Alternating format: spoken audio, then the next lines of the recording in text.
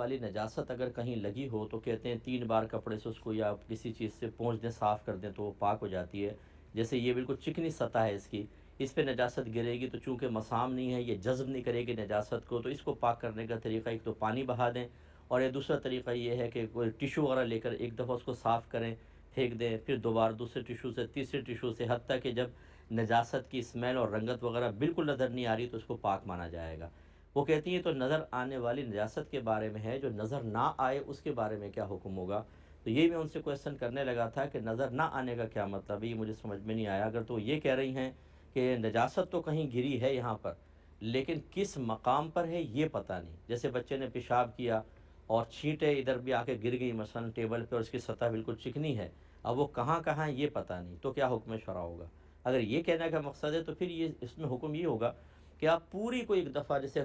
कपड़ा करें, थोड़ा सा यूँ पूरे के ऊपर इसको फेर के हटा दें, फिर उसको धो लें, उसको फिर दोबारा इसको शुरू से लाएं और आखिर तक बिल्कुल इस तरह स्ट्रेट ले जाएं, फिर तीसरी मरतबा ऐसा करें तो ये पाक कहलाएगी। क्योंकि नज़र नहीं आ रही, बस 3 दफ़ा इसको गोया कि फेर दें इस पर गीला कपड़ा, 1 मरतबा, 2 मरतबा, 3 मरतबा, लेकिन ऐसे कि इस एक किनारे से शुरू करें, दोनों तरफ पकड़ लें और यूँ पूरा लाकर इधर, इसी तरह फिर दूसरी मरतबा, फिर तीसरी मरतबा, लेकिन हर मरतबा कपड़े को दरमियान में धो लें या दूसरा कपड़ा यूज़ करें। इसी को नहीं कर लीजिएगा, वो तो पहले नापाक है, फिर वो दोबारा नापाक कर देगा सबको, ये ज़रूरी होगा। एक इन्होंने कहा था कि नमाज पढ़ी, इसके बाद बैठ गए और कोई ज़र्रा वगैरह आया तो थूक दिया इधर उधर, और फिर अचानक याद आया कि हम पे तो सरदा साहब लाजिम था, तो क्या हुक्म शरअ होगा? तो मैं आवाम को समझाने के लिए अर्ज़ कर देता हूँ कि होता ये है कि अगर आप पे सरदा साहब वाजिब है और आप भूल गए सरदा साहब करना और आपने सलाम फेर दिया, तो जब तक आप इसी हालत में कायम हैं, जो एक नमाज की सी हालत होती है और उसमें नमाज के मुनाफी, नमाज के ख़िलाफ़ आपने कोई काम ना किया और फ़र्ज़ कर लें 10 मिनट भी बैठे रहे और याद आ गया, तो फ़ौरन आप सरदा साहब करें।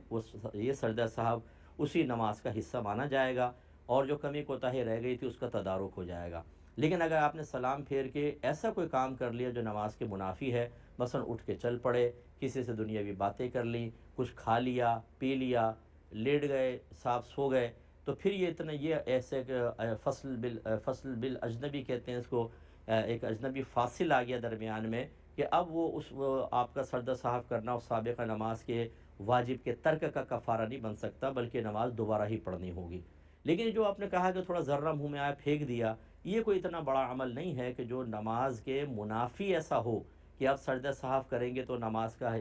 कफ़ारा बनेगा नहीं, यानी उसमें गलती का कफ़ारा नहीं बनेगा, ऐसा नहीं है। फ़ौरन कर लें, हो जाएगा। क्योंकि ये तो हालत नमाज में भी बाज़ औक़ात ऐसा होता है कि कोई चीज़ मुँह में आ गई, आदमी ने नमाज़ पढ़ते पढ़ते फेंक दी, तो इसमें फ़साद नमाज का हुक्म नहीं होता। तो नमाज के बाद भी अगर कोई ऐसा अमल किया और उन्होंने लिखा गैर इरादी तौर पर कि याद ही नहीं रहा था सजदा साहब है, बाद में याद आया, कोई मसला नहीं है, इसी पर आप सजदा साहब कर लें, नमाज कंप्लीट हो जाएगी। एक उन्होंने कहा कि दुआए कुनूत के बाद गलती से किसी ने दुरूद पाक पढ़ लिया, क्या हुक्म है? नमाज हो जाएगी, ये ज़िक्र इलाही है, अगरचे महल नहीं था दुरूद पाक का, यानी सुन्नत के एतबार से, लेकिन पढ़ लिया तो बहरहाल इसमें कोई मसला नहीं है, नमाज हो जाएगी। इन्होंने कहा कि रुकू के अंदर याद आया कि पिछली रकत का कोई सजदा बाकी था, तो रुकू से ही एकदम सजदे में चले गए ताकि पिछली वो रकत का सजदा कर लें, क्या हुक्म शरअ होगा? देखें, इस तरीके से भी हो जाएगा कि अगर वो चले गए फिर खड़े हों और फिर जो है वो रुकू करें दोबारा, फिर अपनी इस रकत के 2 सजदे करें, ये तरीक़ा भी है। लेकिन अफ़ज़ल तरीक़ा ये था कि इसको कंटिन्यू रखते, आखिर के अंदर 2 के बजाय 3 सजदे कर लेते। एक वो पहली रकत वाला और ये अभी वाले 2, और फिर आखिर में सजदाए सहव करते, ये बेस्ट था। लेकिन चलें, इस तरह भी कर लिया तो नमाज़ हो जाएगी। बच्चे ने कहा कि हमारे पास थोड़ा बहुत गोल्ड है जो अक्सर माँ-बाप चढ़ाते हैं और किराए का घर है, और फिर उन्होंने कहा मेरी 3 बेटियां हैं और वो बच्चियों की अमानत है।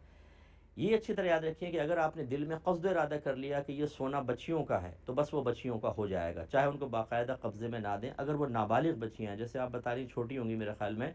अगर नाबालिग बच्चियाँ हैं और आपने इरादा कर लिया ये बच्चियों का है, तो वो बच्चियों का हो जाएगा, चाहे उनके कब्ज़े में ना दें। तो अब इस पे तो आप पे तो ज़कात होगी नहीं ना, नाबालिग बच्चियों पे ज़कात होगी। लेकिन याद रखिए कि जब वालिदैन अपने बच्चियों के लिए इस तरह वो सोना मुख्तस कर देते हैं, तो वो आपकी मिल्कियत से निकल कर उस नाबालिग बच्चियों की मिल्कियत में दाखिल हो जाता है, और नाबालिग बच्चों के माल को फिर आप इस्तेमाल नहीं कर सकते। अब ये नहीं है कि ज़कात बचाने के लिए बच्चियों के नाम कर दिया और खूब शादियों में पहन पहन के घूम रही हैं हर जगह, और ताकि चलो दोनों हाथ में लड्डू रहें, ना ज़कात बने اور استعمال بھی ہو رہا ہے، پھر آپ استعمال نہیں کر سکتی، وہ بچیوں کا ہے، اس کو رکھ دیں بس. پھر بہت ہی شدید سخت قسم کی ضرورت ہو تو پھر وہ نکال کے اس کو سیل بھی کر سکتے ہیں، ورنہ اس کو استعمال بھی نہیں کر سکتے، لہٰذا آپ پر بالکل زکوٰۃ نہیں بنے گی.